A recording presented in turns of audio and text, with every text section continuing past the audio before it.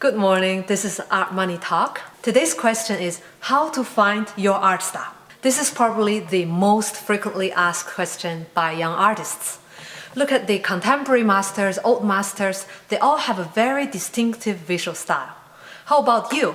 What is your style? Perhaps you have started out imitating some of your favorite artists, but you can't copy them all your life. And now you're looking at this video hoping to find an art style that reflects you, your personality, and your lifestyle. I'm not a painter myself, but I have also struggled to find my own art style as a photographer and filmmaker. I have done my research online, I have watched tutorials, read articles, bought some books. It wasn't a very easy process at all, so I have pieced together an exercise. I hope it will help you find your art style.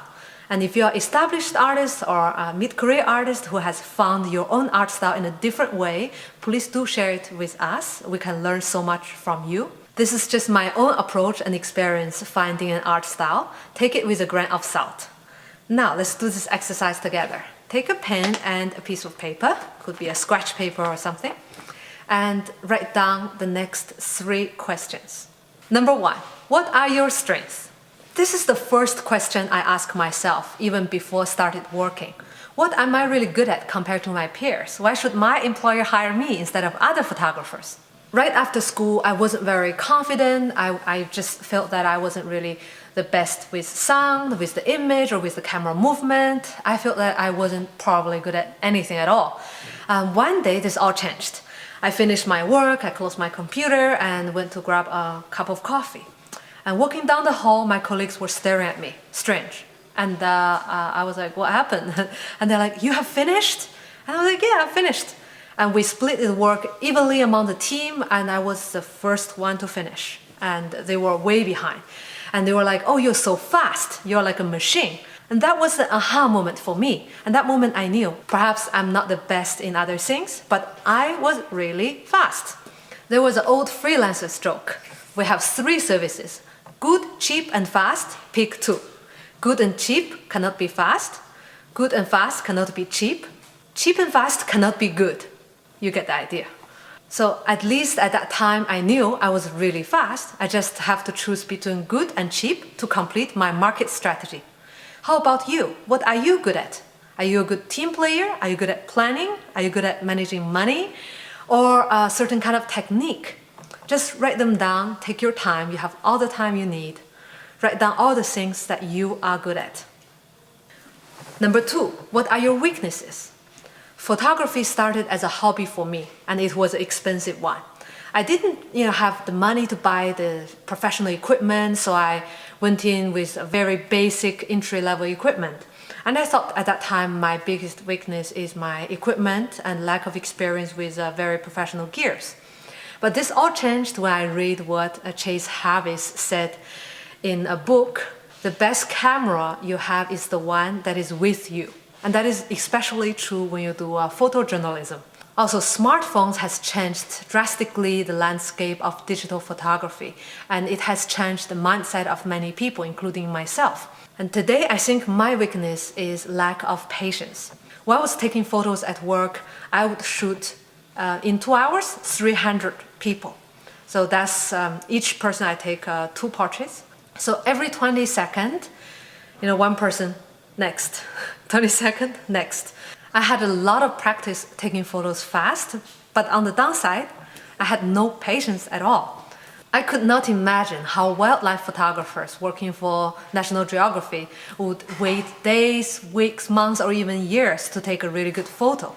That is not for me. How about you? What are your weaknesses? It could be something internal or external. Is that money or time?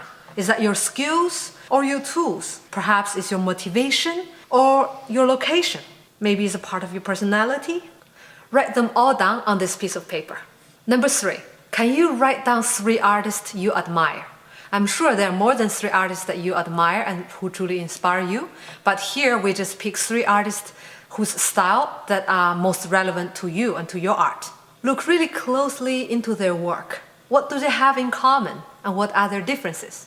I like the visual style of my friend Li Wei, Liu Bolin, and Gao brothers. What do they have in common? They're all Chinese artists and they're all active today. All of their work either come from photography or come out as photography, a very strong bond with photography. And their works all have strong visual impacts that capture both the normality and absurdity of life. Both Levi and Liu Berlin's art style involve a lot of interaction with people and its surroundings. What are the differences? Levi's work has a splash of energy, very active. And Liu Berlin's work is more peaceful, meticulous, attention to detail. In that sense, they're really different. And Gao brothers' work is very critical, very political, and reflects a lot of social problems. And their works are expressed in very different mediums, perhaps having the advantage of being two, so they could try different mediums from photography, installation, performance, painting, and sculptures, you name it. They have tried them all. If I were an artist, I would express myself with different mediums as well. Photography, video, installation, performance. And I would like my work to reflect the reality which are deeply embedded into our daily lives. I would like to expose social problems. For example, I would like to make a copy of the rubber duck and place it in rural areas where children were left alone at home by their migrant working parents. I would want my work to be timely and timeless at the same time. Now have a look at the paper, what you have written down, what you are good at, what you are bad at, and what inspired you. Can you find a sweet spot between all the things you have written down? Pin this paper on the wall and look at it whenever you have time. Revisit it, edit it, update it, perhaps redo this exercise after a while. I hope this exercise have helped you, and I hope it will continue to help you keep your mind open and your goals focused. That's all for today. Thank you for watching and see you in the next video.